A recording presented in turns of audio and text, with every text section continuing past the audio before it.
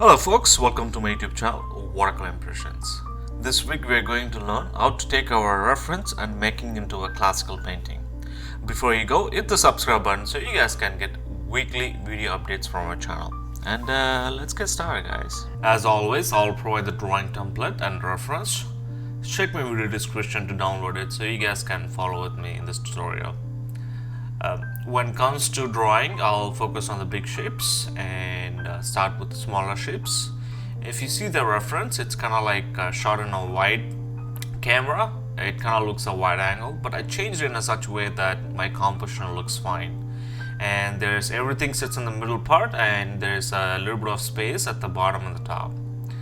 And so before, when we try to make this painting as a classical painting, you have to look for a reference. Look for some of your classical inspiration painters and pick the reference and keep it aside and use from there.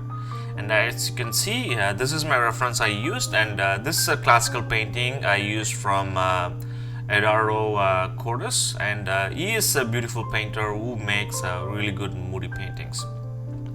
So let's focus on the painting what I did now. So you can see, even though it's a work as painting, you can see I warmed up the wash. That's a light wash, and before it dries out, I'm putting my next wash and I'm making the sky as moody as possible close to my reference.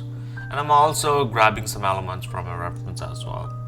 And you can see, as soon as we put the sky, and you also have a mirror second to paint it, and I'm also using Saunders Waterford art press, and that's not a great paper for blending colors properly, but if I would have used a cold press, and it does a pretty good job on it. And you can also use a rough surface as well.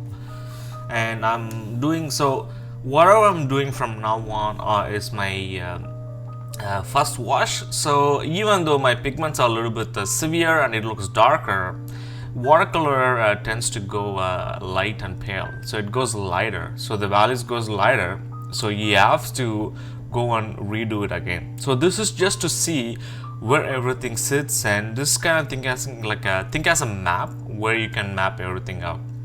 And when you see the reference, there's a lot of noise, so if you paint as it is, it's going to be quite crazy, and it doesn't look good. Because in my recent years, I used to paint whatever I saw in my reference, and if I show it to someone, it kind of looked boring. So you can literally take a picture and it's going to be the same thing. But if you change everything in your painting, and it's your own expression of what you're seeing in your image or your reference. So that's really important, and that's how you can also come up with the originality in your design. So I'm trying to give as much information as far as making your painting look classical than talking about the painting techniques, because I've covered a lot of painting techniques in my YouTube channel, so you guys can go and check it out. So let's talk about the background, what I'm painting now. So when you see the background I have a lot of noise too, but you have to treat this as a single shape. If you treat this as a single shape, it will make your life easier, and it also make your painting process really fast, and it also helps you to think everything as shapes. And if you see this painting, once you finish this painting and put it, and if you see from a distance, the background which you are seeing doesn't matter at all. And you can also see on the left hand side there was like a lot of shops. I also used the elements I saw from my classical painting reference. So if you see in Cordes paintings, you always have shops with warmer lights inside it. So I kind of copied that essence of it, so it also looks really cool, and you can also use as it's also complementary, becoming warm and cool washes. And I also use that warm lighting to reflect on the ground as well. And I'm also adding a couple of figures near the shops, where near the cars as well. You can see even the cars, there's a white cars and everything, because I don't want to create a lot of contrast in the cars. My only focus is the street car, the two people who finish shopping, and the reflections on the road. And it also connects the CN Tower in the distance as well.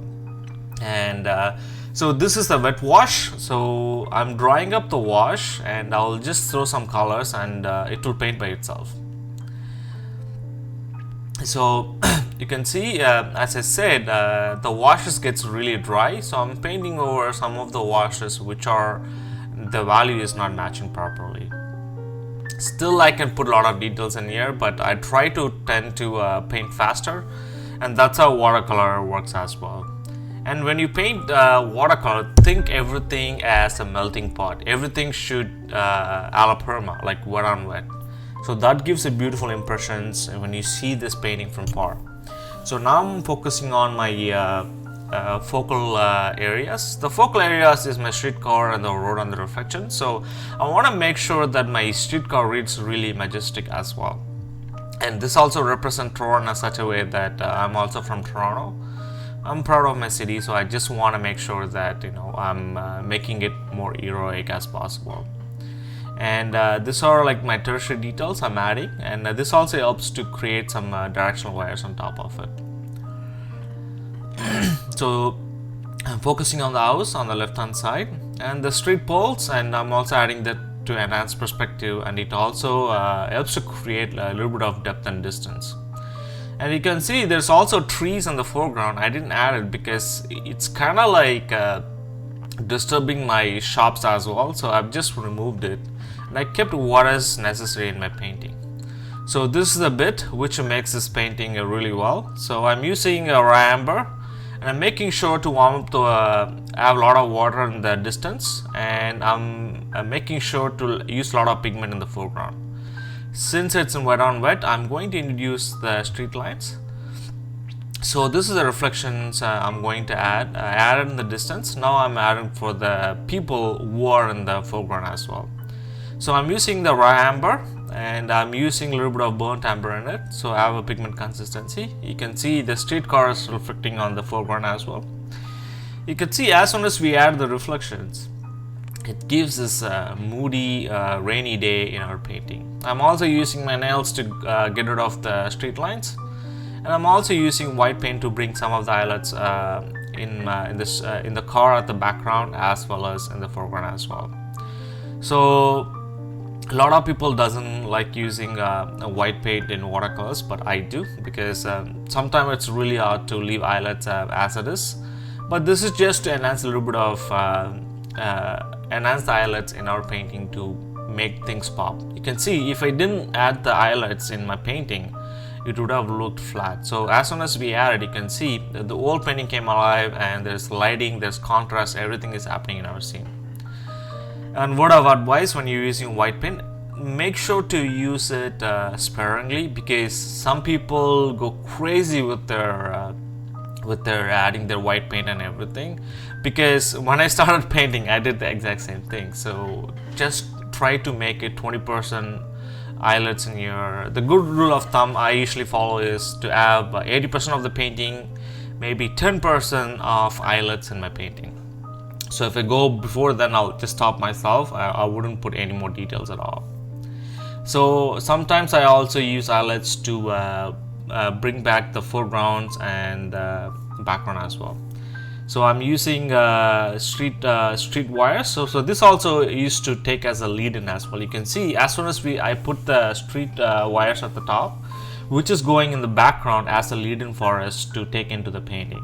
And there's also lines which is on the street also helps to as a lead in as well. So I always use tape to show how my painting looks like at the end. And now it's your turn. Take my drawing template and reference. Let's see what you can come up with. Thanks again for watching this how to paint classical painting in watercolors with me. Let me know what you guys think about this video in the comment section. If you want me to cover any other subjects in watercolors, or write me at watercolorimpressions@gmail.com or comment below. Before you go, hit the subscribe button so you guys can get weekly video updates from my channel. And good luck with your painting, folks.